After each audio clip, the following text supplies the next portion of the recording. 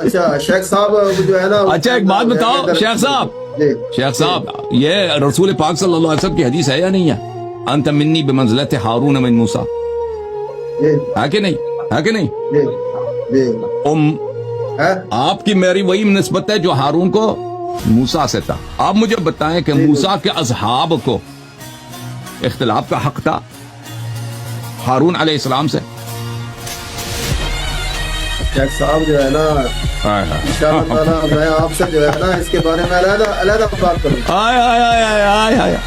کیا کسی دیکھیں ہارون کے ہوتے ہوئے کسی صحابی کی، موسیٰ کی کسی صحابی کی امامت بن سکتی تھی؟ تو پتہ چلا نا انت منی بمنزلت ہارون من موسیٰ. یہ دلیل ہے کہ اب امامت و خلافت نہ صرف باطل ہے بلکہ کفر ہے. کیونکہ ہارون کے ہوتے ہوئے موسیٰ علیہ السلام کی کسی صحابی کی نہ امامت ہو سکتی تھی نہ خلافت. تو اس امت کا جو ہارون ہے اس کے ہوتے ہوئے کوئی کیوں ادعا کر رہا ہے؟ تیمم تو آتا نہیں، نماز آتا نہیں، طلاق آتا نہیں ہے، امامت کا ادعا کر رہا ہے. سب نزاعوں کا حل ہو گیا کہ نہیں ہوا بھائی؟ فرقے ختم ہو گئے نہیں ہوا بھائی؟ ایک ہی جملے میں سب فرقے ختم اگر تم نبی صلی اللہ علیہ وسلم کی بات کو مان لو.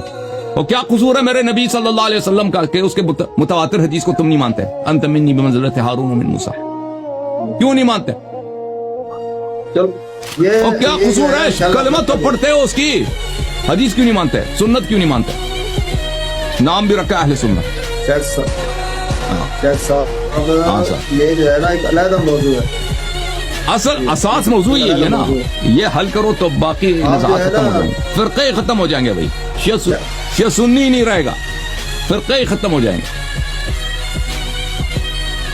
شیخ صاحب جی سر، یہ حسن اللہ یاری صاحب جو ہے نا ہم اس بات کو چاہتے ہیں کہ حضرت علی کی پیروی کی جائے، ان سے مانگا نہ جائے، ان سے مدد نہ مانگی جائے، کیونکہ یہ جو ہے نا یہ حق اللہ کا ہے.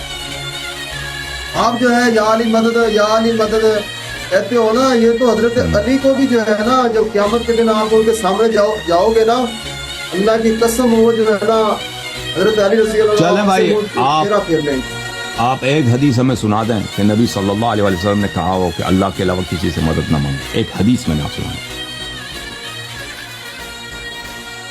شرک جو ہے نا، شرک شیخ صاحب شرک ہے.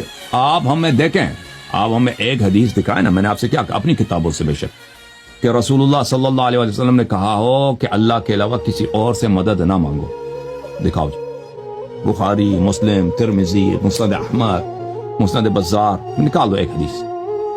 شرک کن سے؟ بھائی شرک توحید کن سے لینی ہے نا؟ سردار انبیاء سے لینی ہے، کسی اور سے تو نہیں لینی نا.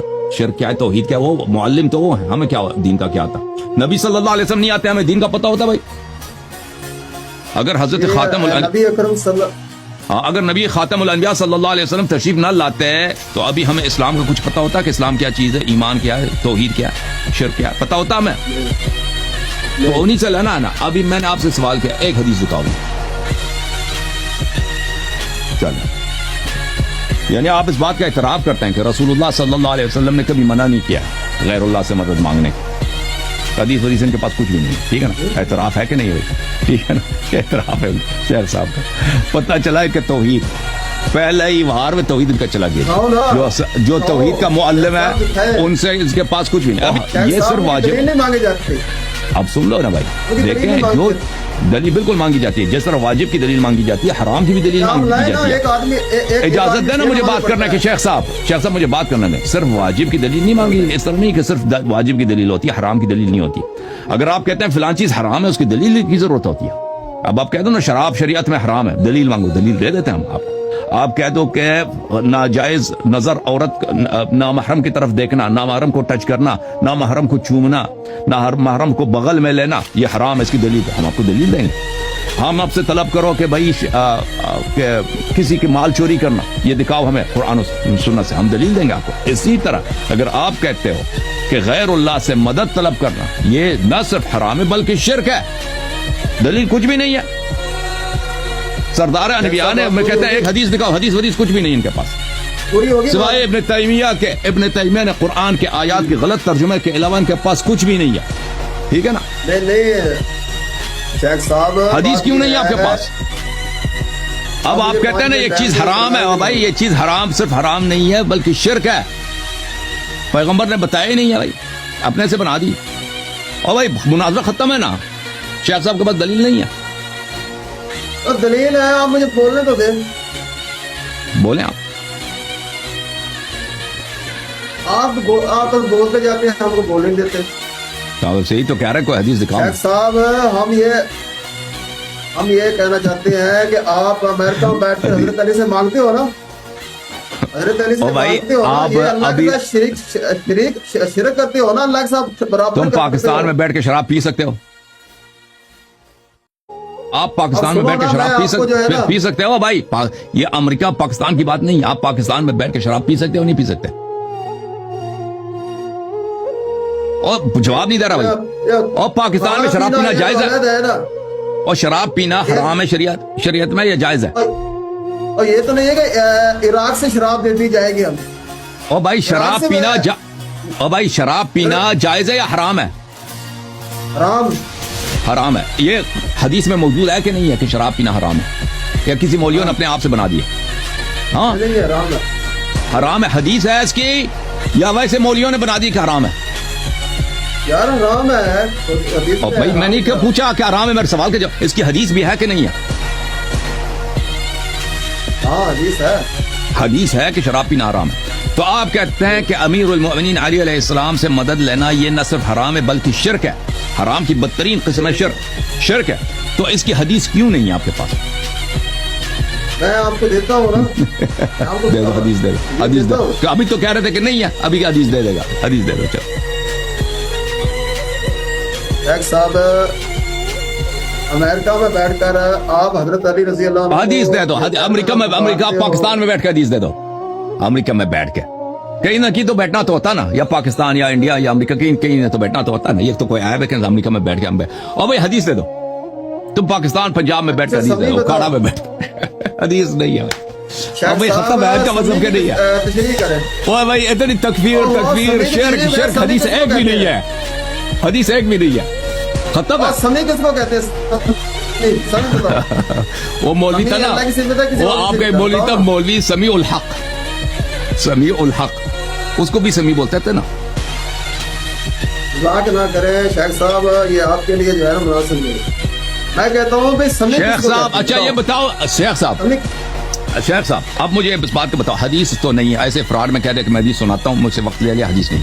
اب مجھے بتاؤ یہ وجہ کیا ہے کہ آپ لوگوں کے پاس حدیث کوئی نہیں ہے؟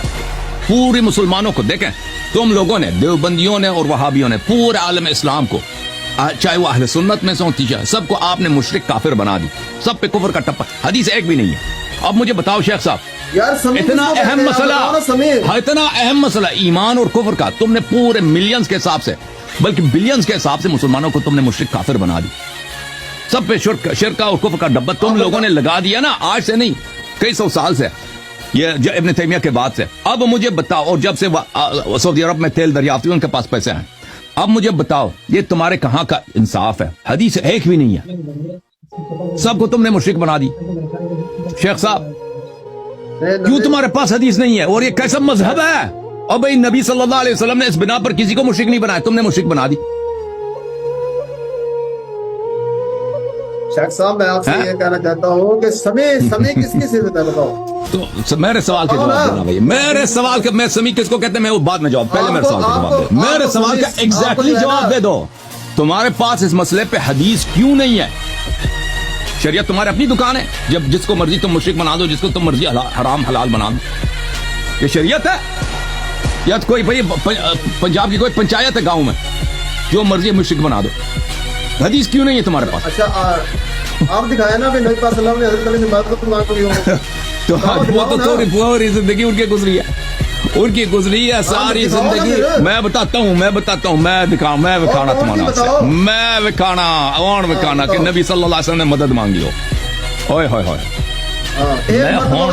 ایک منٹ پلیز مانگے جیسے آپ جو ہے یا علی مدد یا علی مدد، اسی طرح مدد دکھائے گا، اسی طرح۔ شیخ صاحب ایک منٹ، آپ نے یا علی مدد، اور شیخ صاحب یا علی مدد، یا علی مدد، بالکل یا علی مدد دکھائے گا۔